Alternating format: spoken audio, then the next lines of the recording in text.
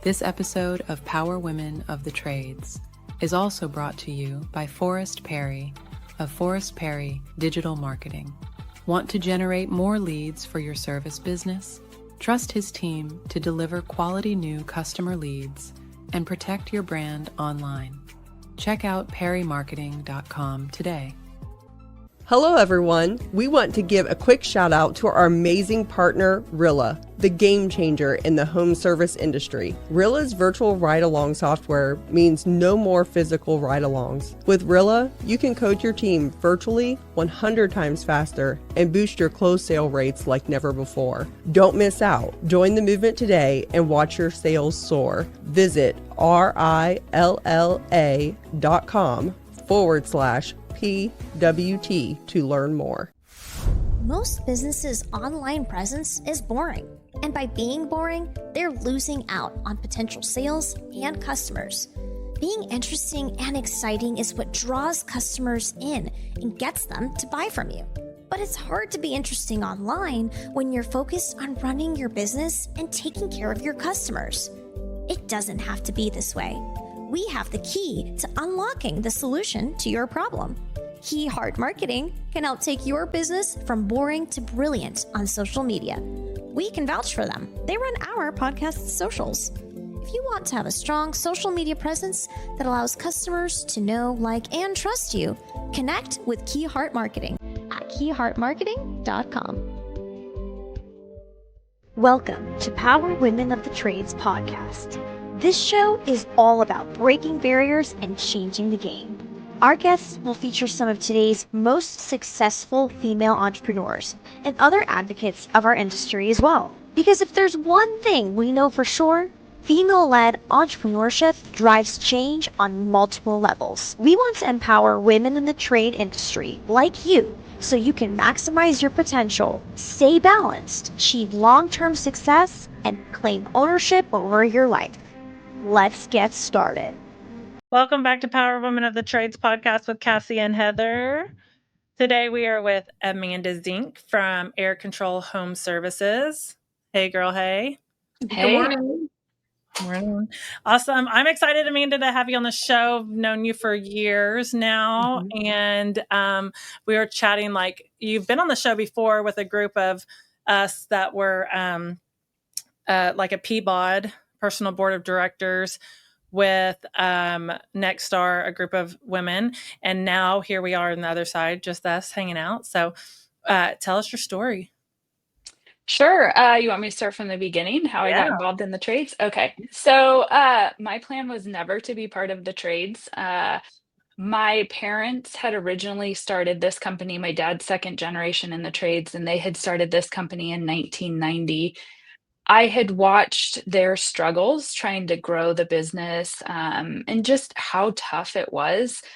I wanted absolutely nothing to do with it. I moved away, went to college. I got my degree in accounting. I actually had a job lined up doing insurance auditing, which I'm really happy I didn't get into. But on the day of my graduation, my dad approached me and said, "Hey, why don't you come work for us? You can live with us for the summer." I was a stupid college kid and had racked up some credit card debt. He's like, "You can get that paid down and just work for us for the summer." And I'm like, all right, like that sounds good. Well, that was 20 summers ago and I'm still here.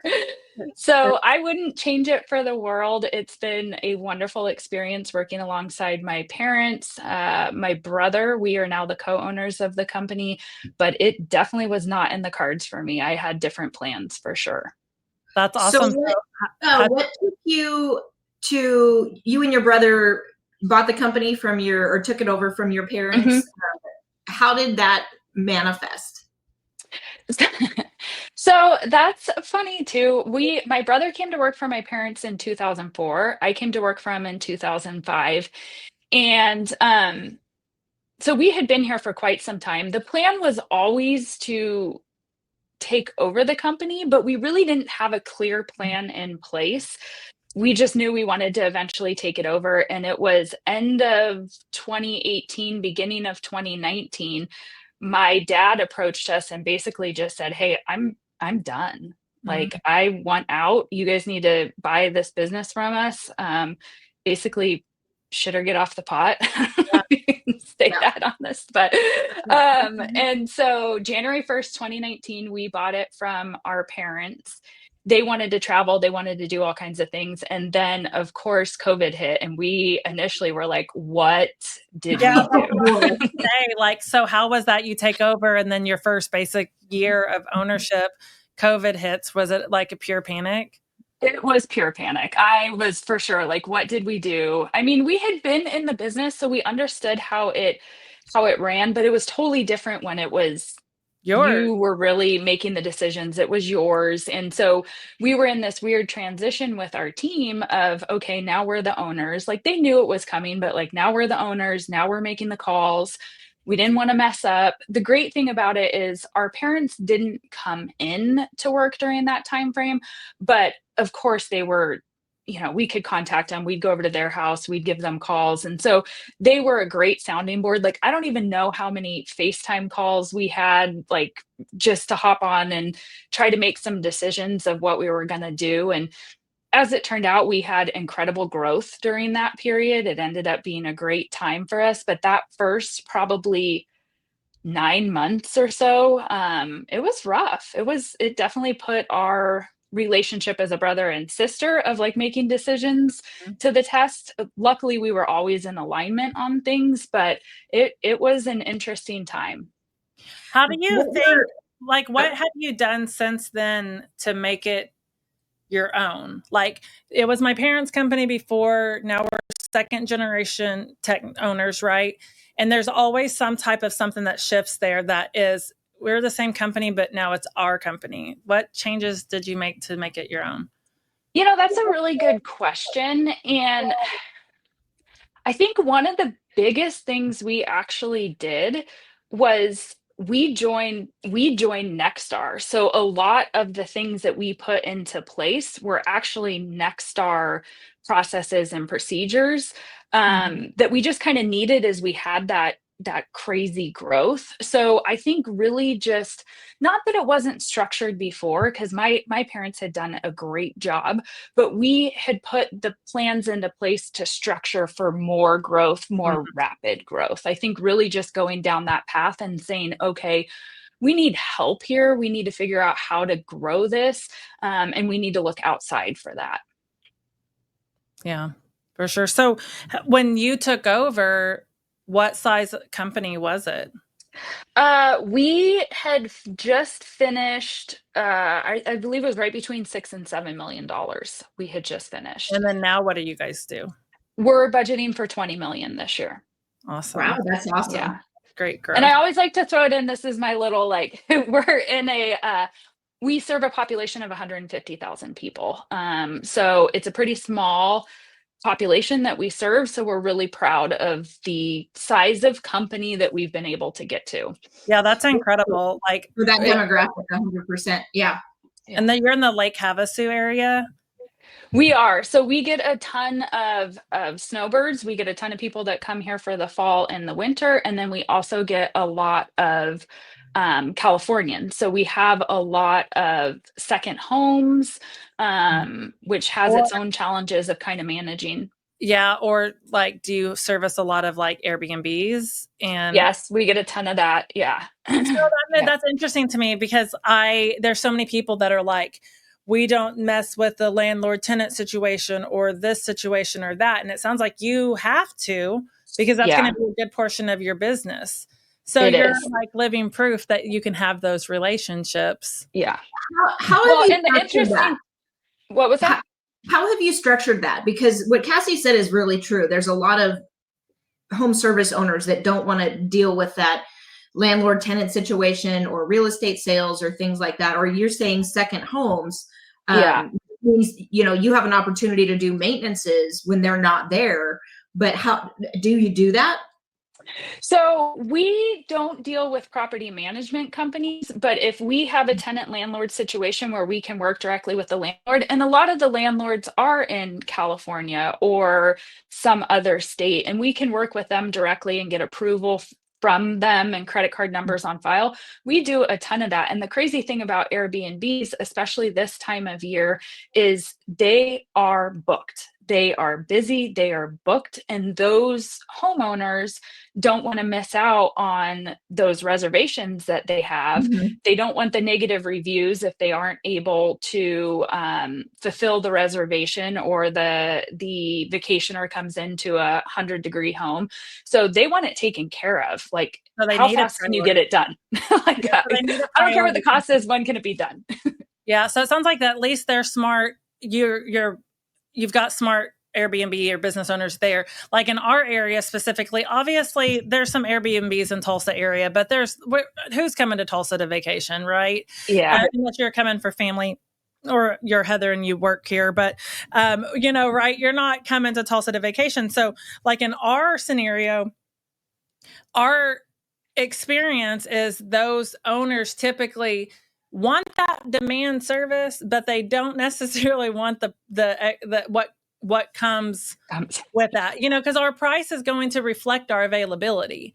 And I'm a member of a couple of the groups, all the groups on Facebook, and especially right now across the country, everybody's seeing it. Like, it's hot and I need the cheapest. My favorite one right now is I need a heat and air company. I'm looking for a one-man show that doesn't have a ton of overhead, but for all my rental properties, it needs to be available on basically demand. And I'm like, Yeah. How do you expect one man to be at your beck and call? Or they say, I want an HVAC company to come out and fix my air conditioner right now that's not going to break the bank. Well, what does that mean? Right. You get what you pay for. Right. So for us, like, often those relationships we're kind of like hesitant on because, we've been through the ringer with them. And in some ways we've had to like restructure like a different almost package for them. But is that realistic? Like, when our model is our model, right? So it's nice to know that at least you've got some relationships. And I imagine like Havasu is like a really high end area. It is, yeah. And typically, like, people that are coming to visit here, they're coming with boats. They're paying a pretty penny for the Airbnb that they're staying at, and so it is. We service Kingman, which is about an hour from here, and Bullhead as well, which is about an hour from here, and that's a little bit lower of a demographic and as far as the money that's in the area. But Havasu definitely, like, we sold our home. It was pre-COVID, and we had a small home. It was about 1,300 square feet, little over 1,300 square feet, but we had a huge RV garage. It was a 3-bedroom house, and the RV garage, we had added a 4th bedroom to it. We sold our home for crazy amount of money with all our furniture, and the people that bought it turned it into an Airbnb, added 2 extra bedrooms in the RV garage, and put that it sleeps 21 people, and we're charging like $800 a night. So it's like, wow. You're like, I should have kept it. Isn't that funny? So when did you guys rebrand? Oh gosh. Was that at the same time as you're joining Nexstar? I would say it was a couple years after that. And so actually going back to that, like, the question that you asked about what did you guys do? Like, we did rebrand, and that was a big thing. I would say it's probably been about 3 years now, 2.5, 3 years. Kept the name, but worked with Kick Charge to do a complete rebrand. It's actually my dad that is on the vans, and we felt that was really special. But yeah, I'd say probably about 2.5, 3 years. That's cool. I always love to find the similarities just for like relatability, I guess, of like with quality. We joined Nexstar in 2020. We rebranded in 2020. We also were dropping multifamily new construction around that time frame because we had built doing that. And we literally got like, there was so much at one point, and then it's just like, oh, hey, COVID. Yeah. Hi. Well, that's it. We haven't talked about this in a while, but going back to COVID, I was not at Quality at that time. I was with Sky. And I think, we kind of banded together as tradespeople trying to figure out, how do we navigate this? How do we pivot around this? Because we still have an employee base that we're responsible for as business owners to take care of. So you took the business over, you weren't new to the business, but what adversity did you face down in the Arizona market? Especially with with COVID, and you're in a big high Airbnb vacation town. Nobody was traveling. So what was that? Can you tell us about what that was like? So what's interesting about Lake Havasu is, so initially early on in the COVID experience, nobody wanted you in their home, right? Like they didn't want you in their home. We had to pivot as far as that went. The great thing about Lake Havasu is we're like 85% package unit. So we had shifted to no contact maintenances. We would do all the maintenances from outside, call the homeowner, email them anything we needed to email them, or text. So that got us through for a period of time. And then I think especially in Southern California, like once people got a little bit fed up with it, and some of the Arizona restrictions had lifted a little bit, we got an influx of people from Southern California moving here. And so that was huge for us. That's really what I think was a big skyrocket for us. We already were growing a lot leading up to COVID, but we had an incredible amount of people move here, which really helped to get through that growth. But I think I actually remember at one point we ended up having our entire call center and all of our dispatchers were out with COVID. And I think it was myself and our install manager, my brother, and like one other person that were answering our phones, because like everybody was out. We had this great idea early on. We had one person test positive for COVID. And so we tested everybody. This was like our grand idea. Like, let's test everybody. Well, that came back with like all these people had COVID.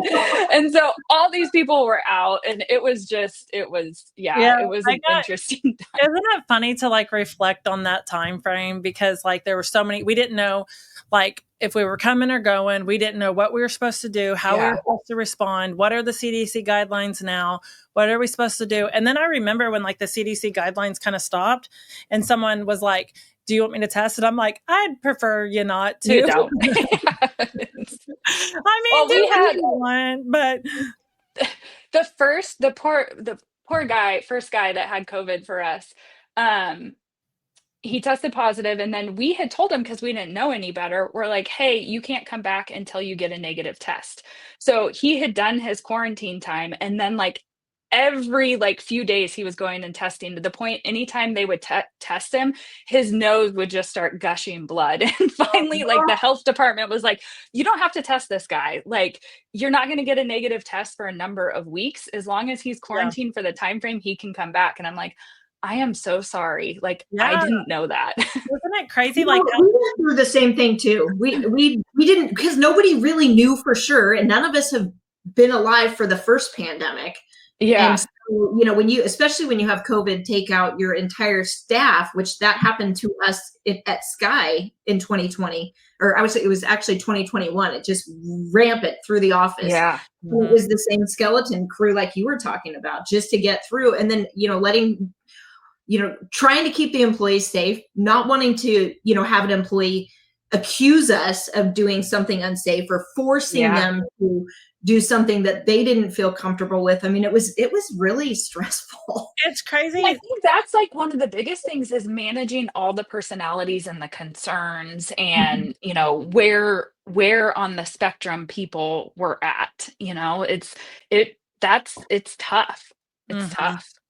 Yeah. And let's be honest, we've all had that one employee that you're like, oh my gosh, this one's going to come at me and they're going to start accusing us of this. And, you're doing everything that you can as a business owner to make sure you're keeping your people safe, you're keeping your customers safe. Yeah. And then you've got that one person that's going to come out and say, well, you're not taking care of me. And not, then you worry about what kind of like employee lawsuits are going to come out of it that you're going to have to fight against. And then making sure that you're documenting everything appropriately so that you can show that you weren't putting that employee at risk. Yeah. And you nailed it. We had an employee, she's no longer here. She was one of those employees, and she called the health department almost as a complaint, almost not, because she was out for COVID, and I was panicked because the health department calls me and they're like, "We need to talk to you. We have some questions for you." And I'm like, "Oh my gosh, like we're getting shut Mhm. down. Like the world is over." I called the health department, coolest lady ever. She gave us all kinds of like tips and tricks and, whatever. Ended up being a great thing and a great relationship with her. I don't know that that's what that employee wanted to come out of it, but it worked in my benefit, so I was happy. Yeah, I And think those that are scary. That's it a was scary phone call to get. Yeah. there was so much that like if people are like newer business owners now and after COVID, it's like cool. I'm glad you didn't have to live through that.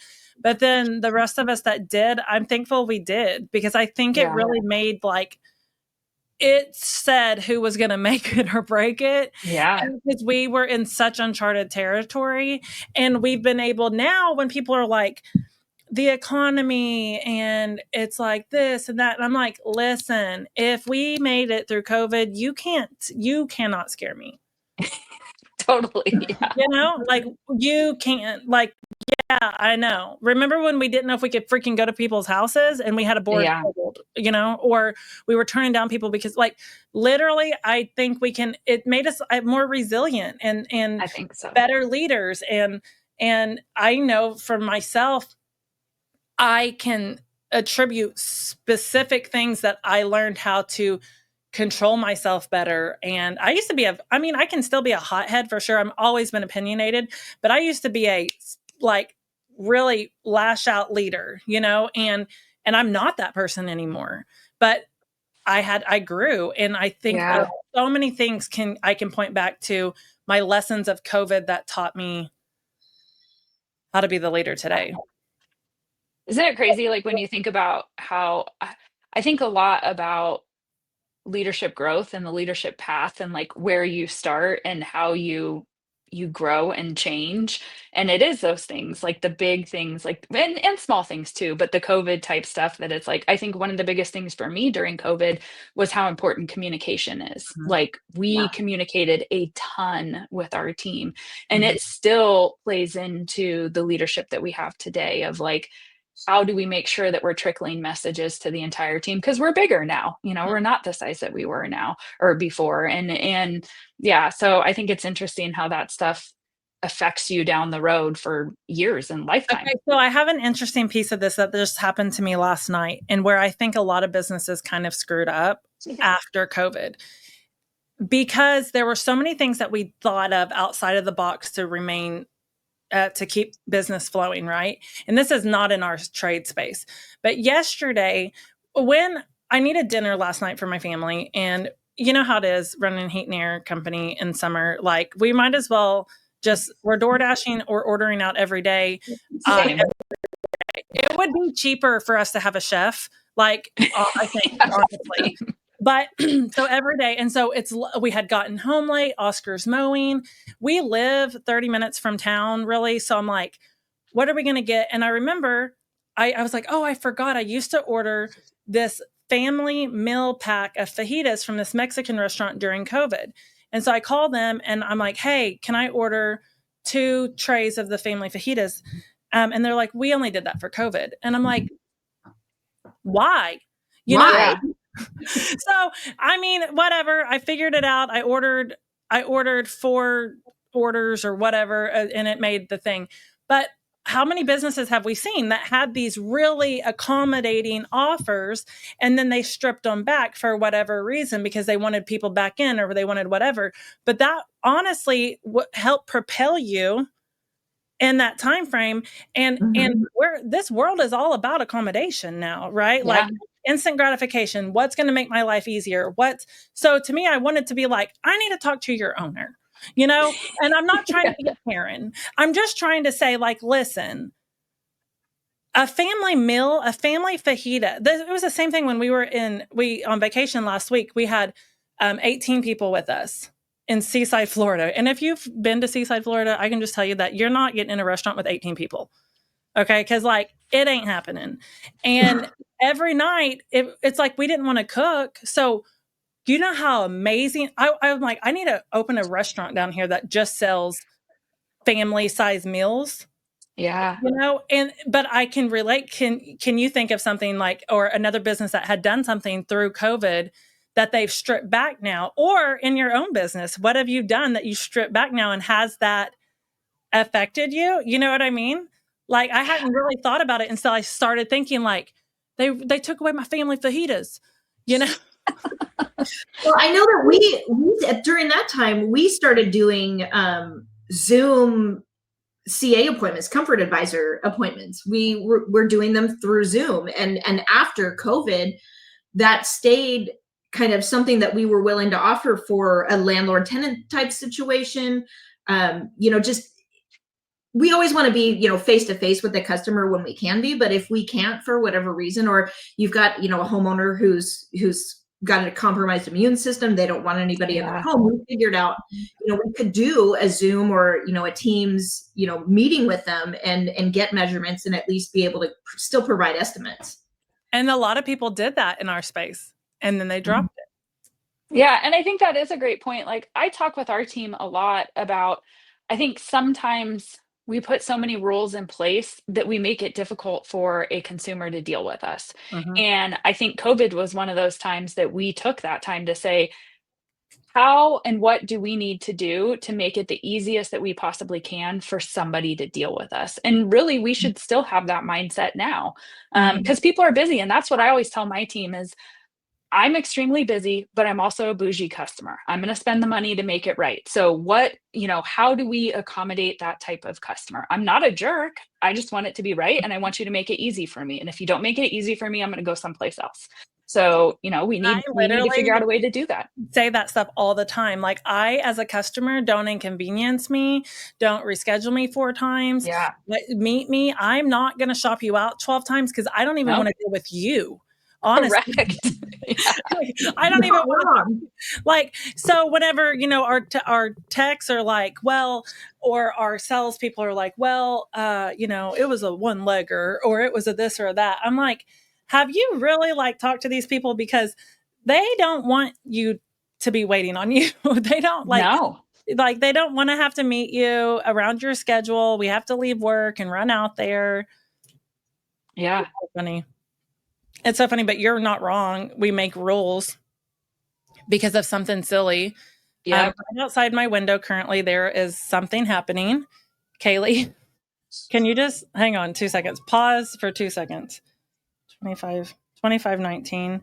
There's got to be a wreck happening. And Maddox, I was going to say, is that the sirens for, yeah. Okay, Maddox is still here. Maddox is our 16-year-old that's a driver now. And his location. Haley, don't edit it out. I'm a mom, he's our 16-year-old son, and he's a driver now. And he had texts, and I saw it on my watch that he was leaving for lunch. And now all these sirens are happening. And I'm like, hang on. He's still Mom here. Panic. Mom panic. But right in our new location, right down the road, there's always some wrecks. So anyway, what else is happening for you guys over there? What's your $20 million is a big goal? It is. We're pacing for 19 right now. I think there's reasons for us being a little bit behind budget, but not a little bit. $1 million is a lot, but yeah, we're a weird June. It's been a really weird June. And I always tell our team that we can't say we're weather driven, but let's be real, we are. Yeah. And the summer just hasn't really been here for us. We've seen some heat, but typically last week we would be seeing 118 to 125. And I think the hottest we got was 114, which is still hot, but it's not quite that sheer panic from customers. 118, just run me over. So we just started. Our problem in Oklahoma is it has rained cats and dogs and zebras and whatever, which once it's done raining, it gets super humid. Yeah. It starts raining again. And so we have it was just an odd June. And, we're all our hardest critics, right? We're just what's happening or whatever. And so, but we just had Heather a couple episodes ago, I think, that I was like, I want everyone to quit telling me that we're not weather driven. I have subscribed to the same damn thing. Okay. But HVAC is 100% weather driven. Yeah. Hormonal, bipolar, and let's just make that the new norm, because I think I mentally messed myself up of like, something's wrong with us. Yeah. We're doing something wrong. And like, no, we're not. We are still outbounding. We're still trying to create our own demand. Yeah. We're still talking to our club members, but it is freaking 75 degrees not right now. It is. And yeah, I mean, I've been riding our team incredibly hard this last probably 30 to 45 days. And I think some of it is just making sure that we're focusing on the right things. Like, you can't make stuff happen if it's not there, but let's do our absolute best let's make sure we have the replacement ops. Like, let's make sure we have all of those things. And then if it doesn't pan out from there, it doesn't pan out. But if we're missing some of the steps along the way, that's when I get a little bit like, okay, let's tighten this ship a bit. So you're paying money to bring those calls in the door. And you want to make sure that you're maximizing every opportunity that you have, especially when we have issues with the weather not really driving sales. Okay, exactly. Absolutely. Do you do a BPW? So yes. You have your calls. Okay. So we do this thing at Quality. We literally just did it this morning, and it's called, what we call it, the pregame, or it used to be called the whiteboard. Now it's called the pregame. And we take our numbers for this month of what our budget is, and we put them on the board of basically like, this is what we said we were going to do. How many calls, conversion, average sell or average ticket, et cetera. Yep. Right. And then we'll be like, okay, but this is how we're performing currently. How is that going to affect us, good or bad? And then we go back and compare like, what we said we were going to do for today. That's something we did. What we said we were going to do for June, and what the differences were. And we saw several spots that our conversion was lower, but our average ticket was way higher. But one of our new managers, as I was walking out, he said, "Cassie, does the math always hurt this bad?" And I said, mm-hmm. Because he was sitting there doing the math, and he's like, if we had just increased our conversion, if we had just this, if we had, and so, and I wanted to high five him. He's like almost 7 feet tall, but I wanted to high five him, and I would have had to jump. And I was like, yeah. And wait until we get to November when we do our BPW and we see the couple $1 million we left on the table because we had a little focus here or there. And anyways, I really encourage you in those moments where you're just like chasing everything, just go back and put it on the board. And then what we do is we set our budget in stone. We leave the same budget, but we make some adjustments. How can we maximize or whatever, fix this or that? It really makes us identify our issues. And then we all go up there and sign the board and say, I'm committed to this. I love that. And I think we've started doing something similar, but we were sitting in a management meeting yesterday, and our issue right now is our sales team is absolutely out there crushing it, but they don't have enough TGLs, and we can track it back to we don't have enough replacement ops. And so we're like beating our head against the wall of this. We need 33%. We need 33%. And then finally it was like, what did we budget? How many replacement ops did we budget for BPW? Oh, it's this amount. Let's divide it by working days. This is how many replacement ops we need on the board any given day. We should be able to get there. And then the service department needs to take it from there. It's like, let's make it easier. Let's not chase this 33%. Like, let's just hit that number that we need to be at. And then the next department's responsible for what they need to do. But let's start and make sure we have the replacement ops. And so sometimes I think we make it more difficult, like just lay it out in math and let's break it down. Like, what do we need to do today? What do we need to do today? Yeah. And it was like so eye-opening with him. It was like a fresh perspective. He's like, does the math always hurt like this? I'm like, mm-hmm. I love that. I'm going to start saying that. Yeah. And also because it really brings awareness to these newer managers who may have a lot of times just come out of the field. They don't look at things the same way, say, as I do as a CFO or, that Cassie does as a business owner.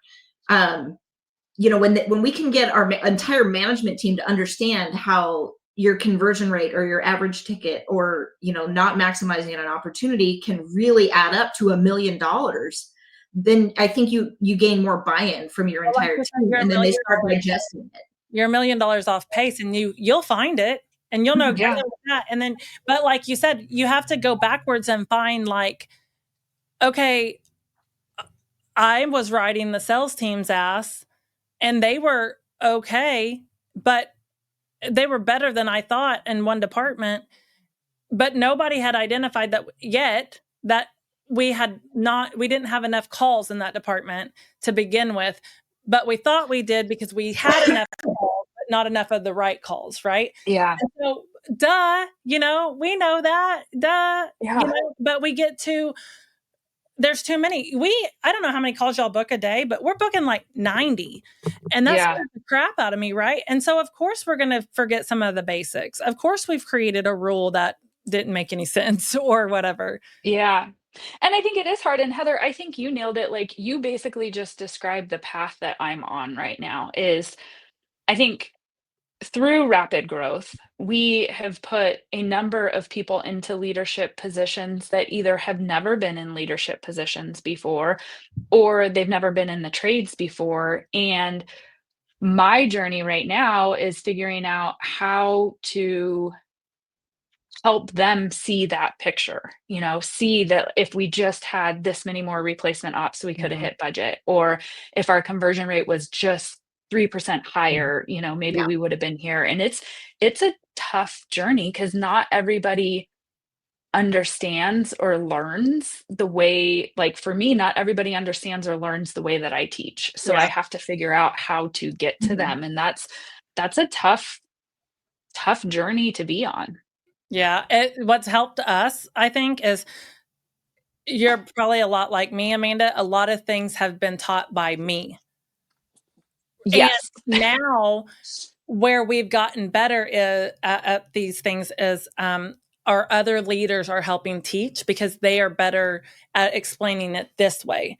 So we have a little bit different of a model. We have directors and then managers and then field employees. And so we label directors that are, and they get it and they know it and they can teach it. Yep.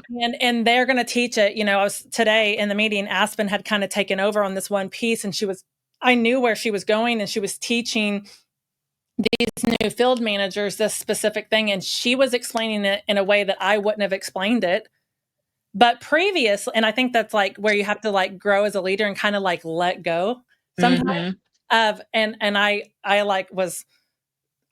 literally like complimented myself and was like, look at me shutting up. But because it's like she had it, and she was explaining it, and sometimes hearing it from someone else, it's just going to click. That makes me laugh so much, because we work with MAP Consulting too. I actually got set up with them through Ken Goodrich, and so we work with MAP, and we had our meeting yesterday, and we meet with our coach once a month. And every time going into that meeting, I'm like, just shut up, like to myself, like, don't talk, just shut up. And it's so hard. It's so hard. And especially like, have you ever taken a DISC personality? I have, and I always forget what I am, but I'm a D. I'm a D, and like the dominance, the whatever. And I have to tell myself to shut up sometimes too, because I think I'm helping, or I think I'm explaining it a different way, or I think I'm doing this or whatever. And for a long time I had to, because I was the one that was like brainstorming or coming up or doing this or whatever. But, let your leaders help you, and they're actually pretty good at it. Well, and the other thing with leadership teaching is when you start regurgitating things that you have learned, it sticks with you longer. Yep.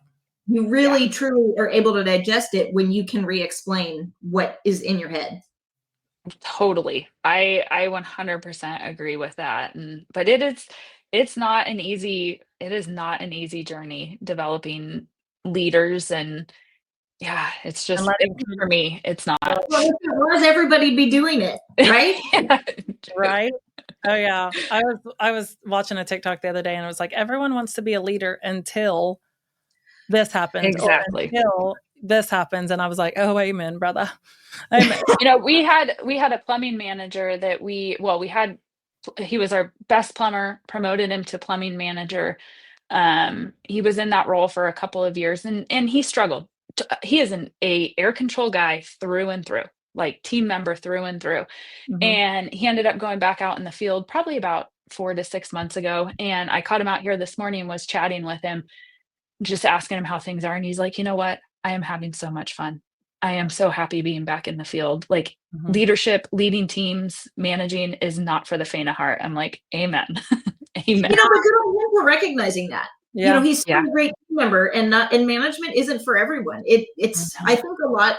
We've had this issue recently at Quality where people have an idea in their head of what the leadership team does, Mhm. and then when they actually get to see the real side of it, they're like, oh boy, that's Yeah. way more than I was thinking it was. It's not That's just not what I'm signing up for. you don't just come out of the field and then you're the boss and it just works for you. It's a daily labor of love to really take on a leadership role.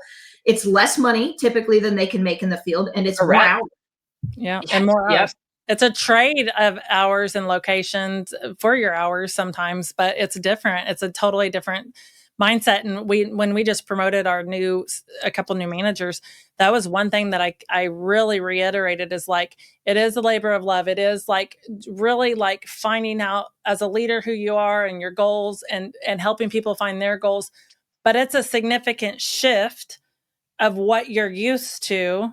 And not everyone that comes out of the field wants that. Yeah. They think they do until they get it. Correct. And then they're like, And I think that's an interesting thing too, because one of the things that I found recently is that I haven't always done the best job of setting expectations as people move into it. Like, it's like, oh, hey, this can be so much fun. Like, come be a manager. It's like, no, like let's talk about what this looks like. Let's talk about what really the expectations are here and what you're committing to. And I think when you can do that with people, you're setting them up so much better than and like I said, my journey of leadership, I feel like I'm a slow learner. It takes me like a handful of times to do things wrong to be like, oh, that's the right way to do it. Oh, you got to set expectations for somebody and explain it to them. Much Especially easier now. with somebody coming into management out of the field. I would 100% Totally. agree with that, because you've been a manager or a leader for a long time. I've been a leader for a really long time. Cassie's been a leader for a long time. So we know what the expectation is in our head. And then we have a new manager come in from out of the field, and we've all mentally done it like, are they seriously doing that? Or why did they just do that? And then you have we explained to them that there's this other side, because we take it for granted. We've been doing it so long. It just, we take it for granted. And sometimes I think it's good to take a step back and really evaluate, does that manager know the expectation, or are we putting something unrealistic on them? We just implemented a new position called the field performance coach.